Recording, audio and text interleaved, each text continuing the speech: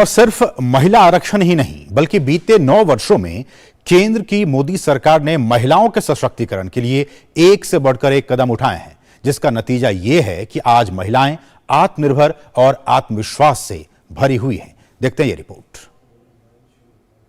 केंद्र सरकार ने महिला सशक्तिकरण के लिए एक के बाद एक कई बड़े कदम उठाए हैं। पिछले 10 सालों में पीएम मोदी के प्रयासों का नतीजा है कि महिलाएं एक बड़ी शक्ति के रूप में उभर कर सामने आई हैं। नारी शक्ति वंदन विधेयक को इन प्रयासों के प्रमाण के तौर पर देखा जा रहा है। भाजपा ही एकमात्र ऐसी पार्टी है जिसने केंद्र से लेकर बूथ स्तर तक महिलाओं को 33% आरक्षण देने का कार्य किया है। भारतीय जनता पार्टी के राष्ट्रीय अध्यक्ष जेपी नड्डा ने कहा कि नारी शक्ति वंदन अधिनियम मातृशक्ति को इतनी शक्ति देगा कि वो भारत की तकदीर, तस्वीर, दृष्टि और दशा बदलने में महत्वपूर्ण भूमिका अदा करेंगी।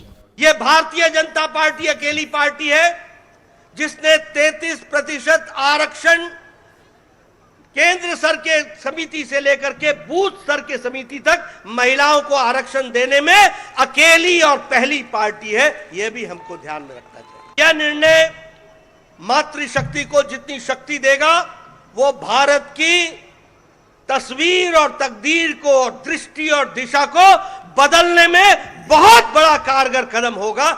वहीं शिक्षा मंत्री धर्मेंद्र प्रधान ने महिला आरक्षण बिल में अड़ंगा लगाने के लिए कांग्रेस को आड़े हाथों लिया। उन्होंने कहा कि जिस कांग्रेस ने मंडल कमीशन का विरोध किया, जाति आधारित जनगणना का विरोध किया, वो विपक्ष में आने के बाद ओबीसी के प्रति प्रेम दिखा रही है। जब आप सत्ता में रहोगे, वो आजादी के उपरांत की बात हो, 90 की बात हो या 2010 की बात हो, दसंधी से आपने ओबीसी के विपरीत स्टैंड लिया है। अचानक आपके मन में क्या आ गया कि ओबीसी की प्रेम जग गया। महिला आरक्षण बिल के दोनों सदनों से भारी मतों से पास होने पर भाजपा महिला मोर्चा में खुशी का माहौल है। गणेश चतुर्थी के दिन नए पार्लियामेंट में, नए संसद भवन में ये महिला बिल जो आया और ये 72 घंटे में जो ये बिल पास हुआ, ये मोदी जी है तो मुमकिन है।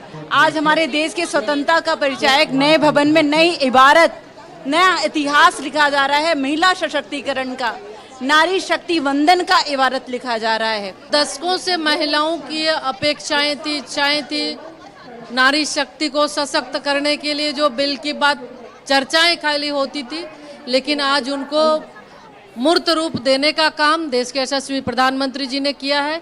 केंद्र की मोदी सरकार ने महिला सशक्तिकरण की दिशा में कई कदम उठाए हैं, जिसका लाभ बड़े पैमाने पर देश की महिलाओं को मिल रहा है।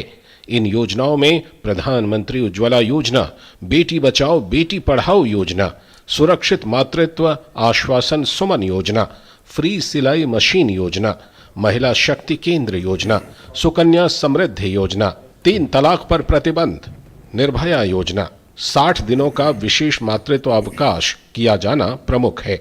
सरकार का उद्देश्य है कि महिलाएं भी पुरुषों के साथ कंधे से कंधा मिलाकर आगे बढ़ें, जिसका असर अब समाज पर भी दिखने लगा है।